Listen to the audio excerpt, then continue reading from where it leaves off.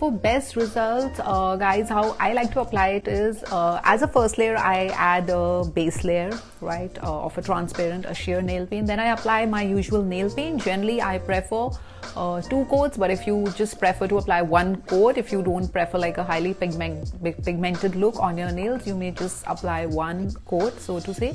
And then of course I let it dry and apply this top coat, the OPI top coat, the nail paint that I'm talking about, and let it dry again. Guys, I know it does sound little elaborate, takes like good 5 minutes, but you know what, this is the best way to make your nail paint come out really well, even the color wise, the look wise, but also to make it stay very long. And I personally feel my nails don't the nail paint doesn't chip and smudge that easily if I apply the nail paint with this technique. Highly recommended nail paint for people who like their nails to look manicure ready all the time, or people who prefer like a high gloss finish.